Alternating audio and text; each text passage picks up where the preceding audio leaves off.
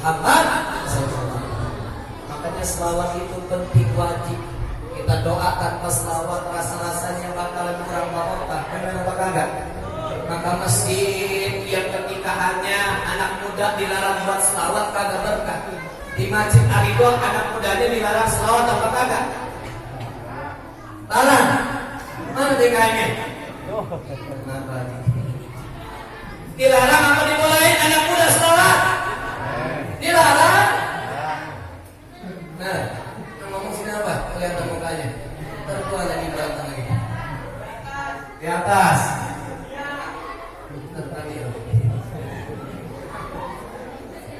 Ya emang kudu punya pikiran.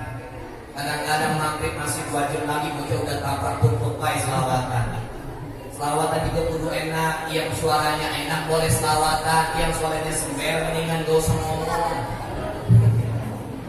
Yang suaranya enak silakan selawat, bukan enak dengarnya. Allahumma shalli wa sallim wa barik alaihi wa alihi. Ibu-ibu di luar tarik mantul. Iya. Kalau pada suara sember mohon maaf yang dengar juga enggak. Masjid kok udah suaranya begitu. Ini baru kita masjid ada dipisah-pisah yang luar yang dalam. Mudah-mudahan habis ini maulid ada yang nyumbang yang namanya sound system. Amin. Amin. Ayo dibanyakin selawat, bahkan kata Rasul begini, man shalla alaihi sholatan wahidan sallallahu alaihi asyhad. Siapa orang yang berselawat atasku, yaitu cuma 1 kali selawat kata Rasul sallallahu alaihi asyhad, maka orang tersebut akan mendapatkan selawatnya Allah, rahmatnya Allah, 10 rahmat, 10 kebaikan dari Allah. 1 kali selawat balasannya 10. Bagaimana 2? Bagaimana 3? Bagaimana 4? Selawat bisa berkah kehidupan kita. Bahkan Rasul bilang, al-bakhilun man dukitu indahu ala yusalli alaihi. Orang yang pelit bukan hanya orang yang tidak mau sedekah, orang yang enggan berzakat, orang yang enggan berderma, tapi orang yang pelit kata Rasul adalah ketika disebutkan namaku mereka tidak berselawat atas Allahumma shalli wa sallim ya Nabi salam ya Rasul salam alaika ya Habib salam alaika salawatullah alaika. Orang belum bisa kan anaknya soleh-soleha ketika dewasa, ketika masih kecil selawatnya gak berhenti-berhenti. Ibu-ibu masakannya tidak bisa jadi enak. Kenapa? Karena sambil masak selawat. Setuju apa enggak, Bu? Ibu-ibu begitu. Masakannya dinikmati oleh keluarga bukan hanya nyenangin jasmani, tapi ngisi rohani, bisa jadi mentalitas yang bagus. Orang yang makan bisa jadi barokah. Kenapa? Masakannya sambil selawat. Ini bagaimana mau berkah sambil masak, nyanyinya haredang haredang, panas panas panas, karena di dapur panas. Panasan.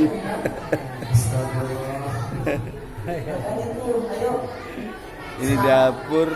Orang dulu bisa menciptakan generasi anak soleh dan soleha. Kenapa? Anaknya saat dikasih ASI sambil sholawat.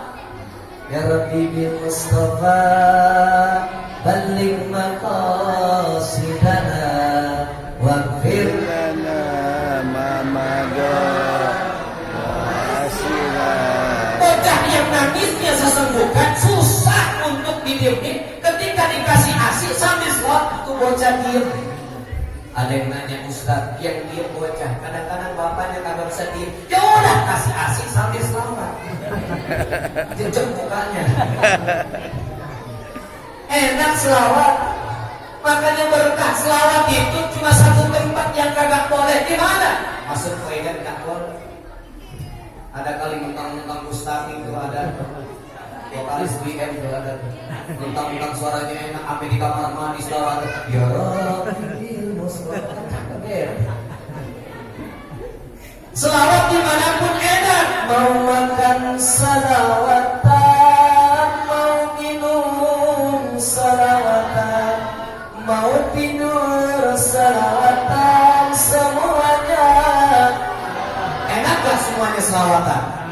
Coba belakangnya, saya depannya. Mau makan? Soalnya biasanya bagi sesuatu membahas ya. Kayak ngajak berantem begitu. Coba diatur enak ya. Ada nadanya, ada magangnya. Kan biar enak ya. Mau makan? Mau minum? Salawatan. Mau tidur? Salawatan. Semuanya. Salawatan. Pergi ngaji. Salawatan. Pulang ngaji. Tidur lagi. Semuanya. Pergi gawe. Pulang gawe. Tidur lagi. Semuanya. Ke rumah janda. Boleh. Buat maksiat ya semua. Biar berkah selawat. Enak selawat benar. Makanya maaf. Suatu ketika ada waliullah yang pernah bermimpi ketemu Rasulullah. Orang yang mimpi ketemu baginda Rasul sudah pasti hakikatnya tidak akan bertemu makhluk lain kecuali baginda Rasul. Karena satu-satunya makhluk Allah yang tidak bakal bisa diserupai oleh makhluk apapun, baik jin maupun iblis adalah Rasul. Ketika kita tidur lalu ketemu baginda Rasul, itu hakikatnya benar dan itu sudah pasti ketemu baginda Rasul secara langsung dalam mimpi kita. Waliullah itu mimpi ketemu daripada baginda Rasul. Lalu waliullah bertanya kepada Rasulullah, "Ya Rasulullah, menghadapi pandemi ini bagaimana cara kami untuk bisa aman dan nyaman?" Apa jawab Rasulullah? "Perbanyak selawat ke atasku, insya Allah akan dijauhkan daripada pandemi di antara kalian." Amin ya Rabbal alamin. Makanya mohon maaf, kita boleh mengerjakan 3M, memakai masker tuh. Tapi di sini jarang yang pada pakai masker tuh. Ya, saya mau bawa tuh kemarin deh. Ya ada nih masker partai saya kemarin dah ya.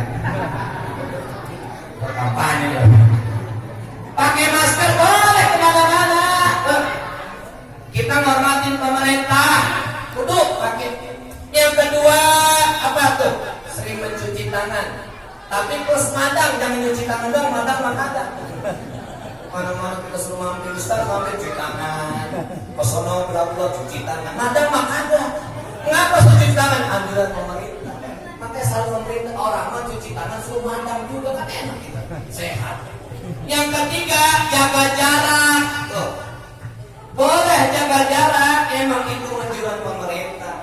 Tapi kadang-kadang kita suka kata-kata lempengan kita di dalam masjid menjaga jarak sampai 1,5 meter. Giliran kita selfie juga mau makan, maka ada dempet-dempet. Kan sambil gultek gitu. Emang saya mau kesel banget begitu. Giliran selfie mendekat, giliran sholat mah, follow begitu. Padahal kalau sholat jamaah, insya Allah aman, betul-betul. Ya paling di sholat jamaah ada yang gudik, tular gudik. Itu doang. Tapi lempengan corona mah dalam masjid mah aman. Di sini malam tak karpetnya tuh kagak digulung. Maulid doang tapi digulung lagi. Bro, bagus nih. Tahu masa pakai jajaran rapat jadi rapat. Emang biasa kita rapat. Tuh, ya 3M kita kudu melaksanain. Kenapa? Anjuran pemerintah. Kita harus taat sama ulil amri. Gak boleh kita melawan pemerintah yang sah. Haram hukumnya. Karena ini pemerintah udah secara quorum dipilih oleh yang namanya orang-orang dan rakyat. Jadi nggak boleh kita melawan pemerintah. Ya. Ini mah ceramah cari aman guys saya. Daripada terbaliho saya diturunin, baliho diturunin. Tuh, 3M boleh dilaksanain, tapi jangan lupa kita kudu banyak doa sama Allah. Doa banyakin, khususnya selawat kita banyakin sama Rasul. Karena Rasul itu yang bakal memberikan syafaat sama kita sekalian. Bahkan Rasul nanti di padang mahsyar itu nanti nanyain, "Aina ummati? Aina ummati? Aina ummati?" Mana umatku dicari Tuhanku? Mana umatku yang selalu menghidupkan sunnahku? Mana umatku yang selalu istiqomah tiap saat tiap hari yaitu baca selawat kepadaku? Itu dicari di padang mahsyar. Rasul nyariin, kalau bahasa kita lebih tuturin Tuhanku. Ada yang mendem dikit, digali dikit. Emang tuh sejarah ada banyak tapi mendem tanah. Digali cari tuh orang tua umatnya bagi Rasul yang suka ngikutin sunnah bagi Rasul. Yang kedua, senang selawat sama Nabi. Makanya kalau tim agama udah yakin saya pasti masuk surga. Amin. Amin. Karena apa? Dia ikhlas. Ukuran kita dibayar 1 juta, mohon maaf di ketanteng-tanteng mobil itu rada susah. Tangan kan pada kapalan, mohon maaf. Yang satu kapalan, yang satu mobilan. Makanya kita doain mudah-mudahan hadroh ini biar panjang umur. Amin. Orang pada mati dia masih main hadroh kayak apa? Akhiru minas salawat, perbanyak kepada selawat kepada baginda Rasulullah sallallahu alaihi wasallam. Oleh-oleh yang kedua, kalau kita ngadain peringatan Mauludan, kudu yang namanya punya bawa oleh-oleh kedua, ihya sunnah, hidupin sunnah baginda Rasul. Ngidupin sunnah baginda Rasul itu masya Allah sangat dahsyat, sulit dan susahnya. Apalagi di zaman sekarang ini, kita senang dengan acara-acara seremonial. Tidak kita salahkan juga acara seremonial, karena ini apa sebagai tabligul Islam, sebagai cara menyampaikan agama kita itu dinul Islam. Akan tetapi harus ada akarnya, harus ada bekasnya. Ba'da maulid harus ramai di masjid. Ini kalau subuh kira-kira masjid berapa saf ini, Ustaz? 3 saf. Alhamdulillah. 3 saf. 3 saf tapi 3 orang, 1, 2, 3. Ya kayak sholat jenazah biar jadi 3 kan gitu. Kan begitu, ramai masjid dan musola kita. Kenapa? Ini dari aset kita, kebanggaan kita. Bahkan tempat aman dan paling nyaman di dunia itu nanti masjid dan musola. Di mana semua orang itu mencari tempat yang aman, masjid dan musola itu paling aman. Makanya masjid itu kalau bisa anak muda yang kudu banyak ngisiin. Anak muda jangan suka yang namanya dilarang-larang. Anak muda ini harus dikasih kesempatan, benar. Kudu dikasih kesempatan anak muda. Tinggal nanti dia sinergi dengan tim orang tua. Ayo kan orang tua kan tinggal ngasih duit. Lo mau ngadain Mauludan. Ini kan duit rata-rata dari orang tua, benar apa kan? Tuh. Kenapa? Orang tua yang memberikan support anak muda yang jadi pelaksana. Kalau udah begitu yakin kampung dan masjid itu bakal jadi maju. Amin ya robbal. Ngidupin sunnah. Kalau perkara sholat fardu di masjid dan musola, perkara sholat sunnah mah kalau bisa bapak-bapak sholatnya bareng ibu di rumah, bareng istri di rumah. Yang punya istri yang jomblo mah ya udah liatin main HP, ya. Tapi jangan buka-buka yang kagak-kagak. Lihat HP dibuka YouTube, buka Nikita Mirzani. Saya aja buka Nikita Mirzani kan begitu lagi ya Allah, istighfar mulu. Sambil ditutup mata saya dibuka rada dikit. Apalagi melihat tuh anak muda udah pada paham video 19 detik video apa itu?